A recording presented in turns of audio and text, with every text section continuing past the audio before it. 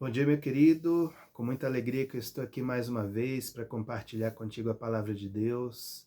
Nós estamos seguindo aqui a Palavra Viva 2025, nessas ministrações que muito tem edificado as nossas vidas. Quero agradecer você que tem se inscrito aí no nosso canal, tem acompanhado nossas ministrações e dado retorno do que Deus tem falado contigo, das bênçãos, daquilo que tem edificado a sua vida. Fico muito feliz com esses retornos. Eu sei que a palavra do Senhor está sendo amplificada nesses dias por este simples canal e essas simples meditações bíblicas. Convido você a se inscrever, @Novo e Vivo Caminho 1972. Você se inscreve, ativa o teu sininho. Toda segunda-feira, uma palavra viva do coração de Deus para você. E hoje nós vamos falar de um texto que é muito conhecido, que faz parte do Sermão da Montanha de Jesus, daquele ensinamento que ele transmitiu aos seus discípulos, e fala de coisas que todos nós já ouvimos falar muito, né? E que muitas vezes praticamos. Quero falar sobre 3 disciplinas espirituais que Jesus nos ensinou nesse sermão, que são a oferta, a oração e o jejum. Quero comentar um pouquinho com você sobre isso.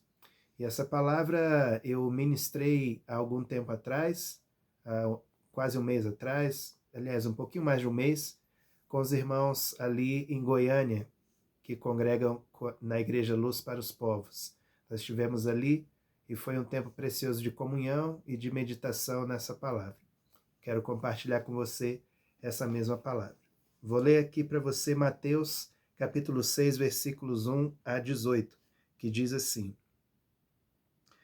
Guardai-vos de dar a vossa oferta diante dos homens, para serdes vistos por eles. Aliás, não tereis galardão junto de vosso Pai que está nos céus. Quando, pois, deres a tua oferta, não faças tocar trombeta diante de ti, como fazem os hipócritas nas sinagogas e nas ruas, para serem glorificados pelos homens. Em verdade vos digo que eles já receberam a sua recompensa. Mas tu, quando deres esmola, não saiba a tua mão esquerda o que faz a tua direita, para que a tua esmola seja dada ocultamente, e teu Pai, que vê em secreto, te recompensará publicamente. E quando orares, não sejas como os hipócritas, pois se comprazem em orar em pé nas sinagogas e nas esquinas das ruas, para serem vistos pelos homens. Em verdade vos digo que eles já receberam a sua recompensa. Mas tu, quando orares, entra no teu quarto e, fechando a tua porta, ora a teu Pai, que vê o que está oculto, e teu Pai, que vê o que está oculto, te recompensará. E orando não useis de vãs repetições como os gentios, que pensam que por muito falarem serão ouvidos. Não vos assemelheis, pois, a eles, porque vosso Pai sabe o que vos é necessário antes de vocês pedirem. Portanto, vós orareis assim: Pai nosso, que estás nos céus, santificado seja o teu nome. Venha o teu reino, seja feita a tua vontade, tanto na terra como no céu. O pão nosso de cada dia dá-nos hoje. Perdoa-nos as nossas dívidas, assim como nós perdoamos aos nossos devedores. E não nos deixes cair em tentação, mas livra-nos do mal, porque teu é o reino e o poder e a glória para sempre. Amém. Porque se perdoardes aos homens as suas ofensas, também vosso Pai Celestial vos perdoará a vós. Se, porém, não perdoardes aos homens as suas ofensas, também vosso Pai vos não perdoará as vossas ofensas. E quando jejuardes, não vos mostreis tristes como os hipócritas, porque desfiguram o rosto, para parecer aos homens que jejuam. Em verdade vos digo que eles já receberam a sua recompensa. Porém tu, quando jejuares, unge a cabeça e lava o rosto, para não pareceres aos homens que estás jejuando, mas sim a teu Pai, que está oculto, e teu Pai, que vê em secreto, te recompensará. Aleluia. Tenho certeza que você já ouviu esse texto muitas vezes ao longo da sua caminhada. E eu quero refletir aqui algumas coisas sobre ele que tem me edificado nesses dias? Algumas características dessas disciplinas espirituais. Primeiro, que eu quero destacar, todas elas são feitas em secreto ou no oculto, como algumas versões dizem. Todas elas têm esse caráter de serem reservadas. Segundo, todas elas têm uma recompensa ou galardão da parte do Senhor. E terceira, todas elas são feitas para o Senhor e não para os homens. E aí você está me ouvindo, pode ficar se perguntando, como assim, né? Como que eu vou dar uma oferta, ou chamada também de esmola, né, para o Senhor, né? É no sentido de que quem vê isso é Ele. A oferta, ou esmola, o jejum, a oração, não deve ser para demonstrar espiritualidade para ninguém.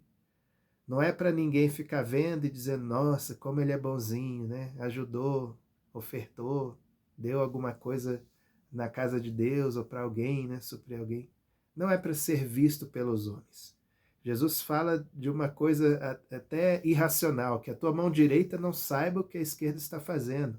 Ele quis enfatizar que não é para ninguém ficar sabendo, né? O quanto você ora, o quanto você jejua, quanto você oferta ou dá esmolas, né?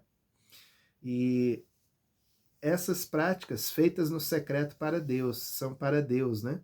Mas as recompensas, ali na primeira prática, né? A Bíblia fala, a recompensa vem publicamente. Então, o segredo de vermos o agir de Deus no ambiente público é porque cultivamos as disciplinas espirituais no secreto, né? O resultado de alguém que cultiva no secreto é a manifestação da glória em público. Esse é o segredo das disciplinas espirituais na vida de um discípulo de Jesus. E uma outra característica, Jesus não destacou nenhuma das três como mais ou menos espiritual. Jesus colocou as três no mesmo pé de igualdade: as ofertas ou esmolas, a oração e o jejum. Então, diante disso, eu quero meditar um pouquinho separadamente cada uma delas. Só alguns aspectos, não é uma palavra extensiva, não vou fazer um tratado sobre nenhuma delas, mas algumas reflexões que eu acredito que possam ser úteis para a tua caminhada de fé, tua caminhada espiritual. Primeiro, falar um pouquinho sobre a oração e olhando para a vida de oração de Jesus. E quando nós olhamos para a vida de oração de Jesus, a gente encontra uma característica interessante, que é a busca da solitude, né?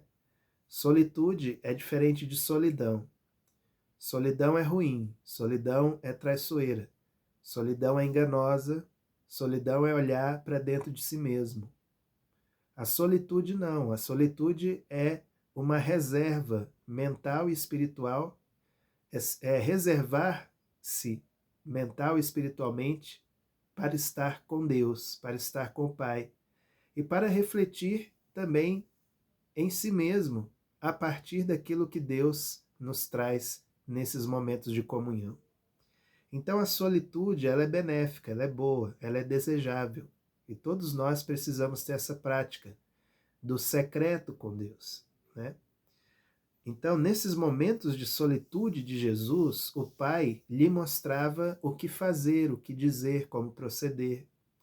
E Jesus mesmo fala sobre isso em duas ocasiões no livro de João, capítulo 5, versículo 19, também João 8, 38, quando ele diz que não fazia nada por si mesmo, mas que tudo que ele fazia, falava, a forma como ele se portava aqui na terra durante seu ministério público, era porque no secreto ele já tinha visto o que o Pai fazia. Então ele era discípulo do Pai. O Pai fazia e Jesus imitava. Jesus seguia o que o Pai fazia e lhe demonstrava nesses momentos de solitude. Então, é muito assim emblemático, né? Você vê em algumas ocasiões no Evangelho, nos Evangelhos, Jesus curando, pregando, falando para muita gente. E de repente ele sai daquele ambiente, busca lugares solitários e ali orava, para estar nessa solitude com seu Pai, contemplando o Pai, sendo reabastecido pela presença e o amor do Pai. Então, a agenda de Jesus era feita pelo Pai. O que fazer, onde fazer, aonde ir, aonde não ir, quem curar, quem não curar. A agenda de Jesus, quem fazia era o Pai. Isso nos confronta com a seguinte pergunta: quem faz a minha agenda? Quem faz a tua agenda? É o Pai? Será mesmo que é o Pai? Será que é Jesus que está fazendo, construindo a tua agenda? Quando você acorda de manhã e os boletos te perseguem, né? As coisas se degringolam e você está preocupado com o que você tem que fazer e entregar naquele dia? A pergunta é: o Pai está regendo a tua agenda e a minha agenda? Né? Então, essa busca de Jesus ao Pai nos confronta com essa pergunta. Então, o lugar secreto, como Jesus ensinou, vai para um lugar reservado, fecha a porta do teu aposento e teu Pai que vem em secreto te recompensará. Aqui Jesus está sendo didático em nos ensinar que nós precisamos sim ter um lugarzinho, um cantinho de falar com Deus, né? De ter um lugar físico, um ambiente físico propício para aquietar e saber que o Senhor é Deus, para ouvir a voz do Pai, né? É importante ter esse lugar. Mas, mais do que um lugar físico, o lugar secreto é um lugar espiritual aqui dentro. É o seu espírito disposto e disponível para ouvir o Senhor. Seu espírito querendo ouvir Deus. E não apenas ouvir Deus, mas manter-se conectado com Deus. Imagina que você é um rádio, né? Um radinho, né? Enfim, agora um celular, vamos dizer. Você é um receptor daquela mensagem, daquela frequência que o Espírito Santo está emitindo. E você tem que estar sempre disponível. Você não pode ser igual celular de algumas operadoras, né? Que está desligado ou fora da área de serviço. Não. O que Deus quer é que você esteja sempre ligado e sempre disponível ao serviço. E para isso você precisa manter esse lugar secreto sempre ativo, né? Você tem sim seu momento de solitude, seu parque, sua caminhada, seu quarto, o carro, o chuveiro, né? Você tem sim o lugar secreto de falar com Deus fisicamente? Ótimo, maravilha, continue fazendo isso. O jardim, a garagem, enfim, o quarto, todo. Mas tenha também essa prática de manter-se nesse lugar secreto ao longo do seu dia a dia, porque aí você vai manter essa conexão, o sinal não vai cair, a operadora não vai falhar e você vai continuar ouvindo o Senhor ao longo do teu dia. Então Jesus agia assim. A agenda dele era construída pelo Pai e ele andava sempre conectado com a vontade de Deus em sua vida. Outra questão dessa vida de oração, e aí eu pego um exemplo de um Salmo de Davi, onde ele mostra uma cenazinha simples, né? Um detalhe da sua vida, mas que ilustra e fala bastante disso que eu estou falando de ser o lugar secreto, não apenas ter o lugar secreto. Salmo 55:14 é uma cena da vida de Davi, quando na verdade, assim, é um salmo de lamentação, na verdade. Mas ele mostra uma cena onde ele diz assim: juntos nós nos entretínhamos, juntos nós praticávamos, juntos nós nos alegrávamos na presença de Deus. Aqui é Davi se lamentando porque ele compartilhava o ministério com um outro salmista e juntos eles tocavam na presença de Deus, praticavam sua arte diante da presença de Deus, né? Eles cultivavam a presença de Deus com a sua arte. E é isso que eu quero destacar aqui, né? Olha que interessante, as diferentes traduções da palavra de Deus amplificam esse texto. Numa tem um contexto de diversão, de entretenimento, de prazer, de satisfação e até de brincadeira, né? De divertimento, algo alegre que eles faziam ali. Ou seja, eles se alegravam, eles se divertiam, eles se entretinham com a presença de Deus. Isso é muito interessante, porque hoje nós vivemos numa sociedade que, ao mesmo tempo que é saturada de N tipos de entretenimento, é saturada de vazio interior, de depressão, de insatisfação, de ansiedade, de transtornos os mais diversos. Então, eu fico pensando se o que está acontecendo nessa questão do lazer, do descanso, e eu digo até do entretenimento, será que o que está acontecendo não é aquilo que Jeremias, lá no começo do seu livro, fala? Dois males me fizeram meu povo. A mim me deixaram o manancial de águas vivas e cavaram cisternas, cisternas furadas que não retêm as águas. Porque parece que quanto mais o povo se afunda no entretenimento mundano, mais vazio estão, mais sem sentido estão, mais sem alma estão. Então o que está acontecendo? Onde é a fonte da alegria? A fonte da alegria é o relacionamento com Deus, o Criador da alegria. Ele é que traz a alegria genuína e verdadeira. Verdadeira satisfação e eu diria até verdadeira diversão. Eu já perdi as contas de quantas vezes eu cheguei esgotado, física, mental e espiritualmente, diante de Deus para ministrar, para tocar, né? Muitas vezes tinha que cumprir aquela escala, né? Chegava sem condições, mas eu chegava com os meus 5 pães e 2 peixinhos diante do Senhor. E à medida em que eu ia ministrando, o Espírito Santo ia me fortalecendo, me curando, me restaurando, né? Física, mental e espiritualmente, muitas e muitas vezes. Então, queridos, praticar, cultivar a presença de Deus funciona. Pode ser a cura para as enfermidades da alma, do corpo e do espírito que você está enfrentando agora. Prova e veja que o Senhor é bom.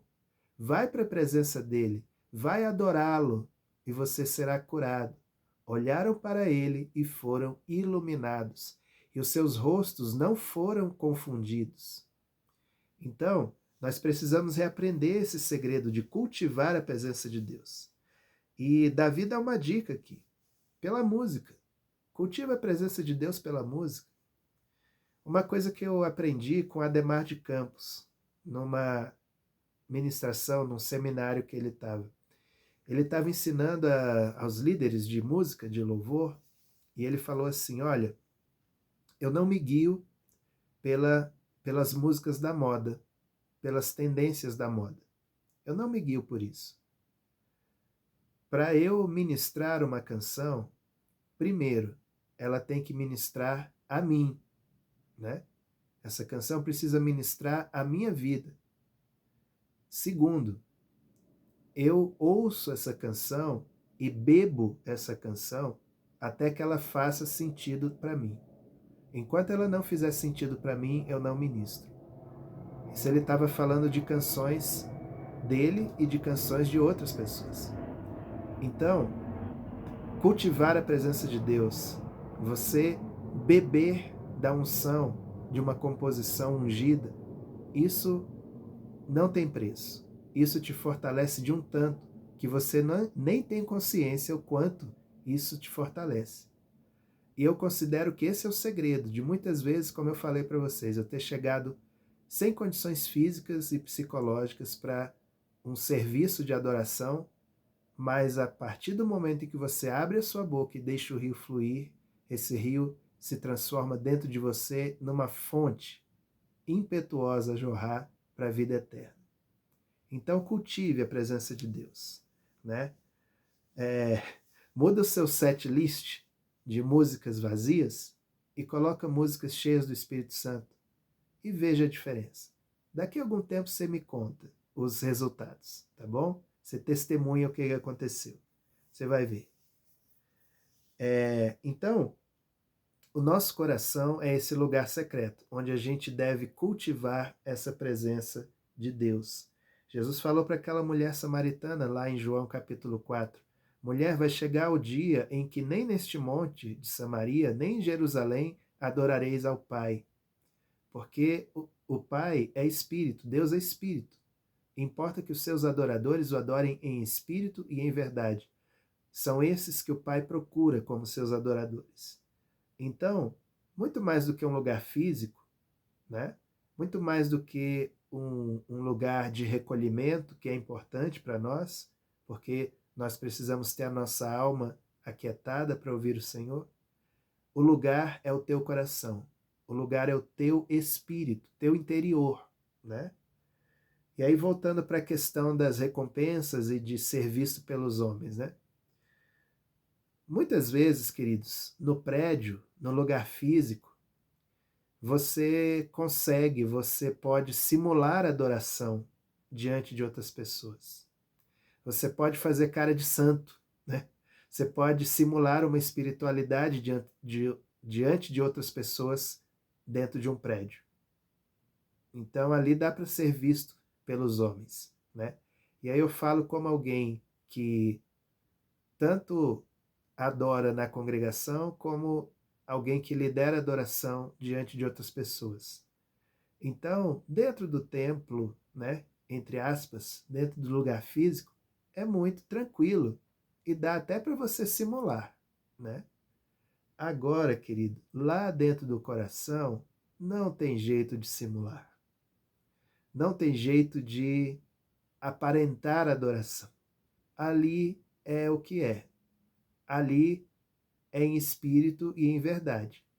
E se não for a verdade do teu coração, nada feito. O Pai não recebe essa adoração. Ela não é genuína. Então, no coração não tem como simular. E é interessante que Jesus fala que o Pai procura esses que assim o adoram. E eu fico pensando, meu Deus, com 8 bilhões de pessoas sobre a Terra, o Pai procura. Se procura, é porque não está muito fácil de encontrar. Eu pergunto a você, você já foi encontrado pelo Pai? O Pai já te encontrou como verdadeiro adorador, em espírito e em verdade? Se ainda não, é hora de arrepender-se e voltar teu coração para o Pai. Aleluia. Falando um pouquinho sobre jejum, e eu vou ser rápido e já encaminhar aqui para os finalmente. Falando sobre um pouquinho de jejum, quero citar a frase de um pastor americano da Geórgia chamado Jentezen Franklin. Ele escreveu um livro sobre jejum, aliás, vários livros, e a congregação dele é conhecida naquela região por ser uma congregação muito voltada para jejuns, né? Tem um ensino farto sobre isso, e práticas de jejum também ali são frequentes. Então, esse irmão, ele escreveu uma frase que marcou a minha vida. Eu li esse livro durante a pandemia, e esse livro ajudou a moldar meu coração e essa prática do jejum na minha vida. Ele disse assim: o melhor e o pior de você só sairão por meio do jejum. O melhor e o pior de você só sairão por meio do jejum.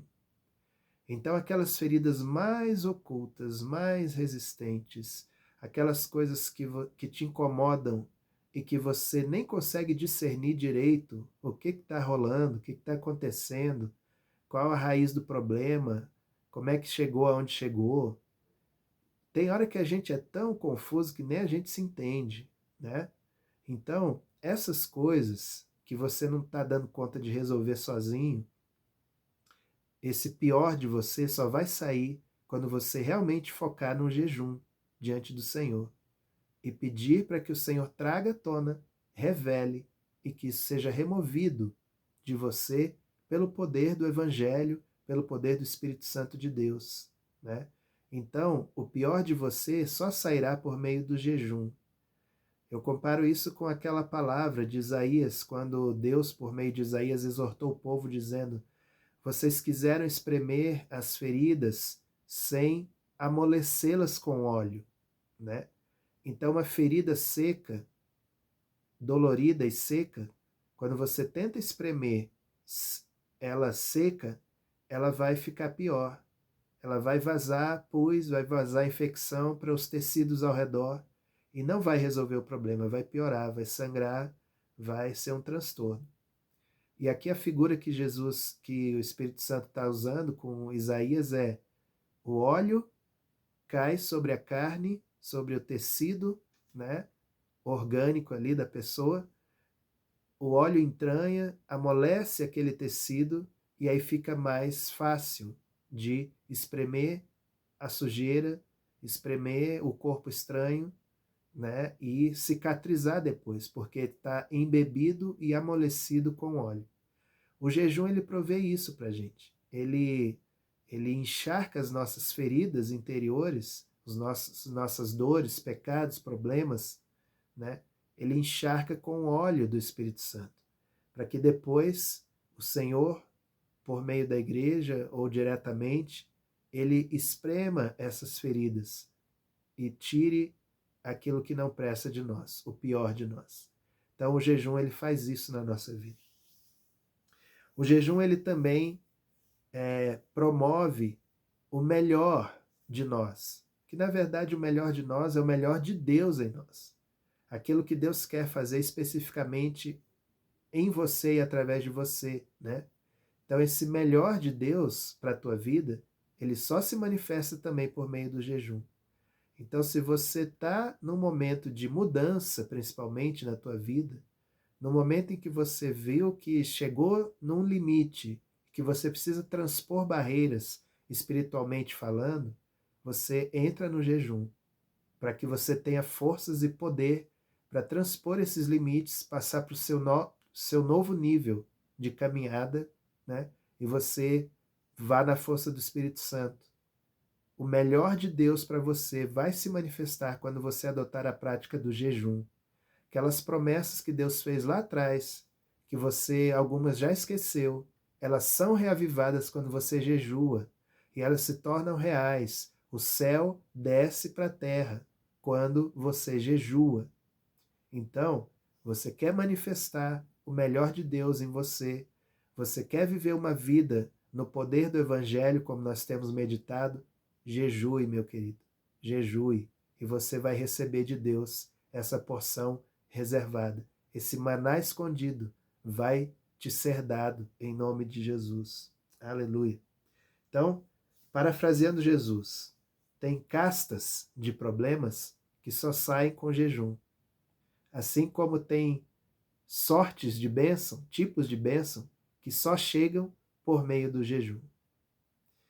Falando um pouquinho sobre oferta e esmola, a terceira prática. Primeiro, é preciso que a gente aqui no Brasil desmistifique essa palavra esmola, porque para o nosso português aqui do Brasil, esmola tem uma conotação muito pesada, muito ruim.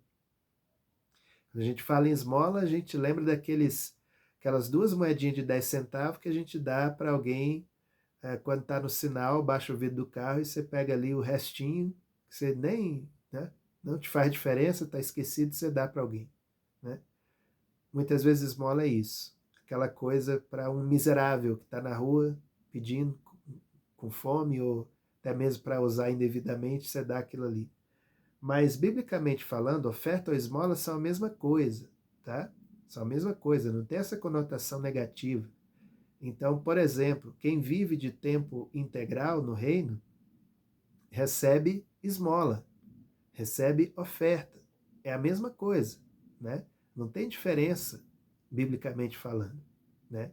Então, isso para dizer que não tem demérito nenhum, falta de mérito nenhum, né, a gente falar de oferta ou esmola e talvez considerar isso como menos espiritual.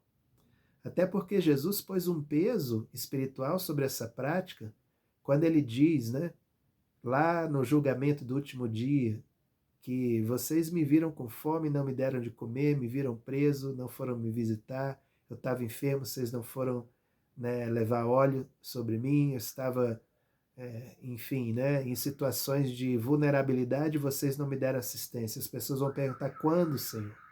E aí Jesus falou: quando vocês deixaram de fazer a um desses pequeninos, vocês deixaram de fazer a mim. Então veja o peso espiritual que Jesus coloca sobre essa prática. Ela é tão santa quanto a oração e o jejum, né? E então, o que eu quero dizer sobre a oferta ou esmola aqui para acrescentar na tua vida? Ela trabalha basicamente duas coisas dentro de nós. Primeiro, ela trabalha a quebra da avareza, né? Quebra a avareza.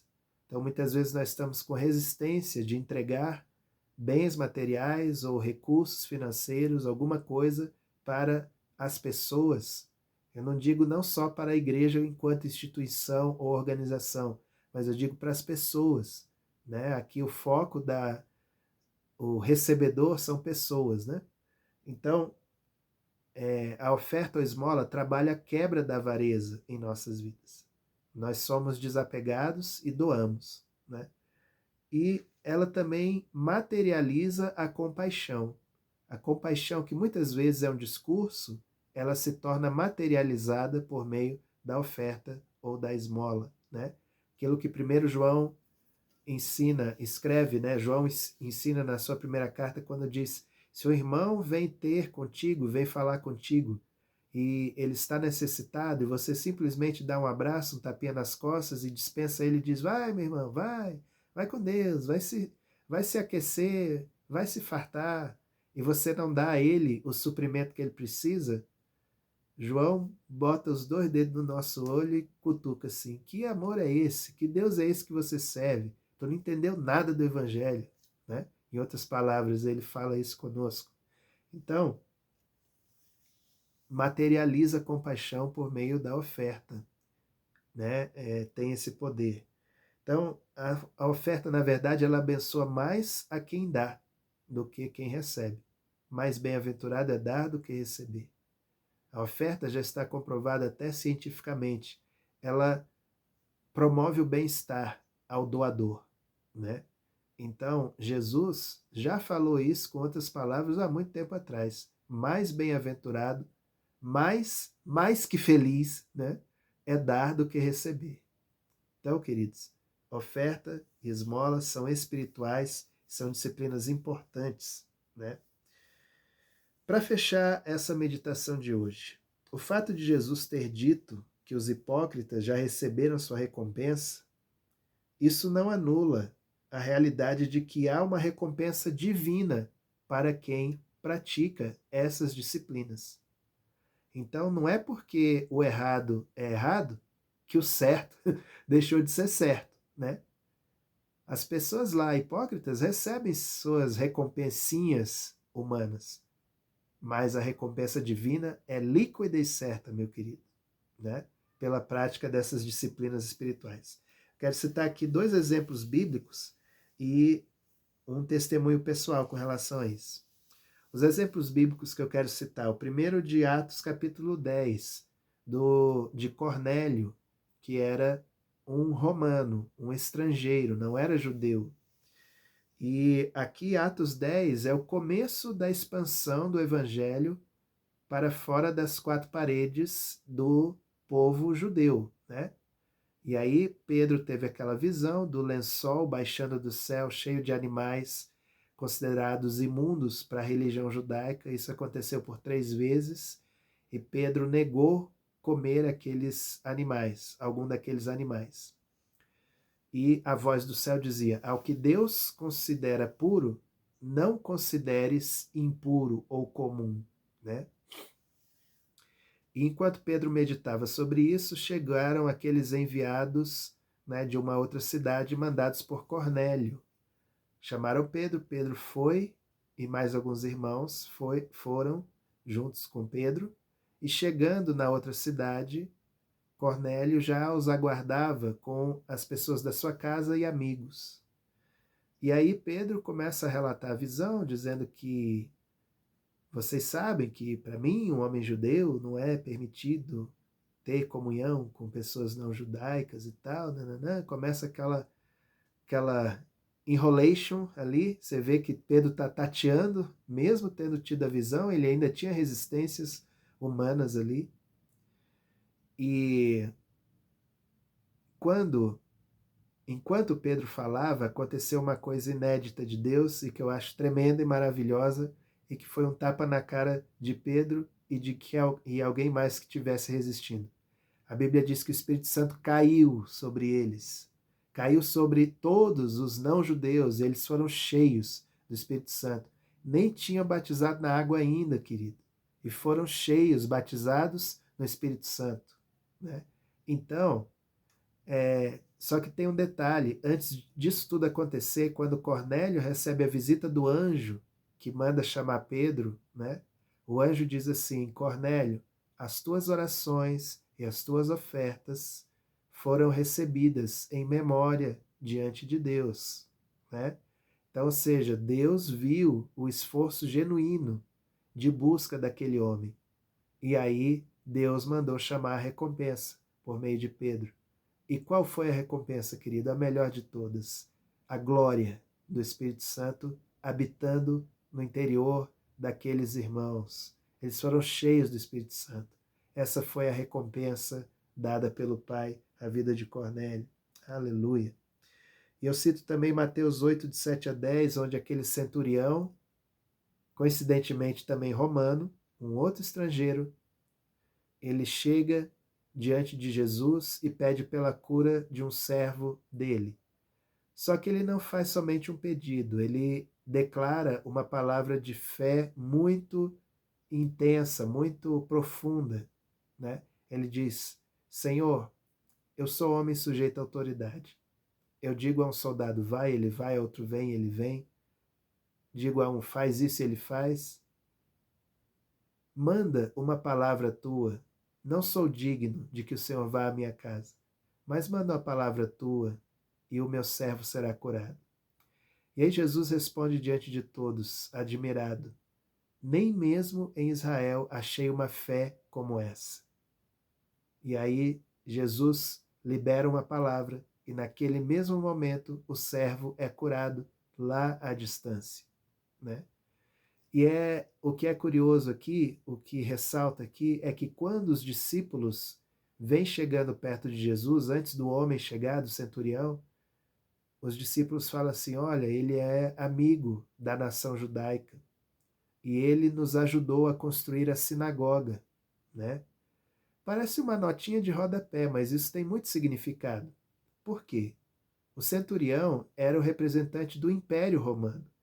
Império é um governo imposto pela força de armas, pela força do exército. O centurião era a cara do exército, a cara do Império Romano ali na Judéia, comandante de 100 homens. Então imagina um capitão, né? Como se fosse um capitão do exército. Comandava ali um batalhão de 100 homens. E esse homem, ele era amigo da nação judaica. Ou seja, eu sou amigo, eu tenho admiração pela cultura, pela religião, pela tradição espiritual daquele povo que eu estou oprimindo, né? Olha o nó que isso dá, né? A tal ponto que ele trouxe ofertas, dádivas, para edificar a sinagoga, que naquele momento era a expressão máxima dessa religiosidade judaica. A sinagoga, o lugar de reunião, o lugar onde aquele povo, né, subjugado, iria cultivar a presença do seu Deus, né? Ou seja, aquele homem, ele tinha fé naquelas práticas. Ele respeitava aquelas práticas da religião judaica. Porque, de alguma forma, eu creio que o Espírito Santo já sinalizava nele que o caminho era por ali, né? E aí, quando ele viu aquele homem judeu, Jesus, provavelmente ele já tinha ouvido falar de Cristo, né? Sabia que sobre Jesus havia o poder de Deus. E ali, quando ele vê aquele homem e reconhece a autoridade de Jesus, né? Então ali ele declara a sua fé diante da verdade do reino de Deus. E os judeus falam, né? Ele é nosso amigo, ele é amigo do nosso povo.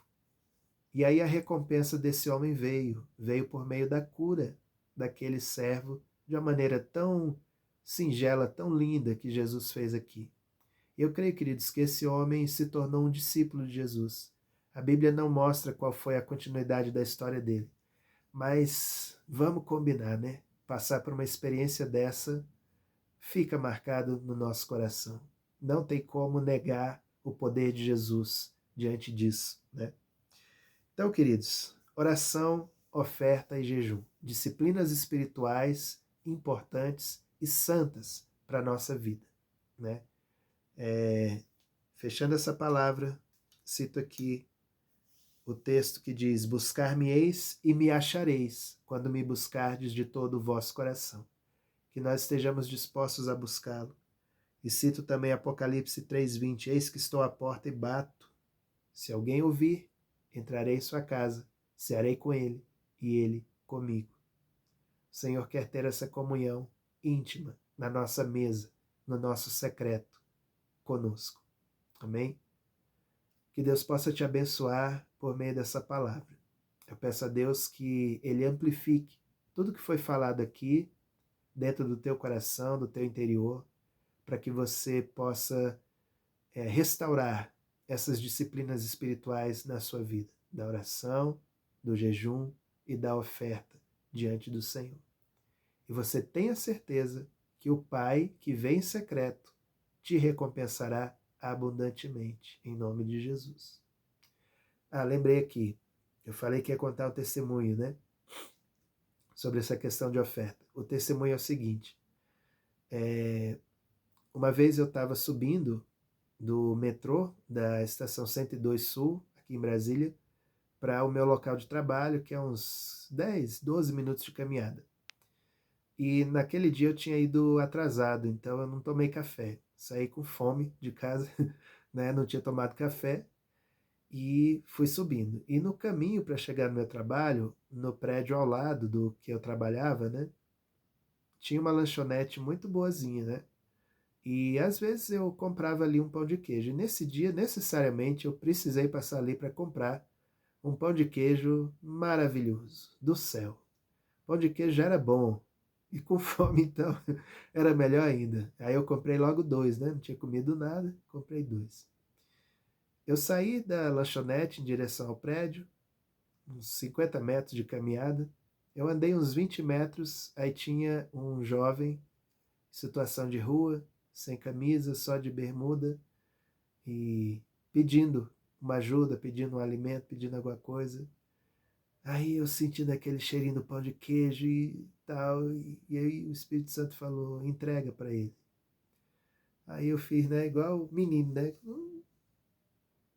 Entreguei para ele os 2 pães de queijo, fumaçando, cheiroso. Né? Eu falei: amém, Senhor. Provavelmente ele vai ter menos condição de comprar outros.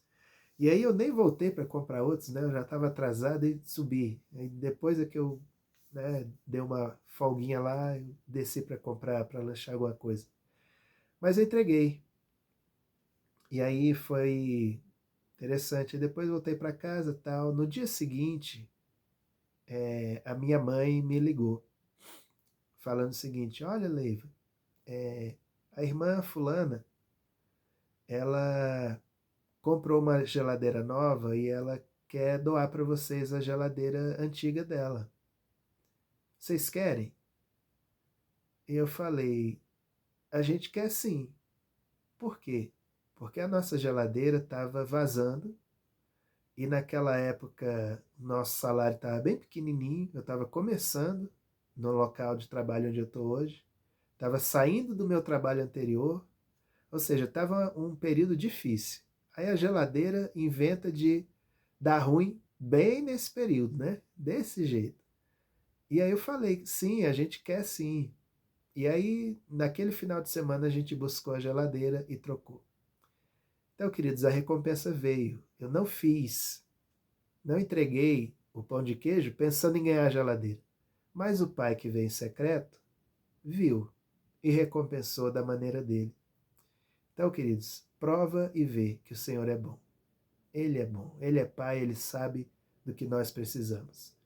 E assim como eu falei dessa recompensa para a oferta, vem recompensa para a oração, vem recompensa para o jejum, porque o nosso Pai tem alegria em nos abençoar com as suas dádivas. Amém? Então deixa esse testemunho para a tua edificação, para fechar essa palavra, e peço ao Senhor que possa te abençoar grandemente pela prática dessas disciplinas espirituais em nome de Jesus. Que você tenha uma excelente semana, cheia da presença e da glória do Senhor em tua vida, e seja luz.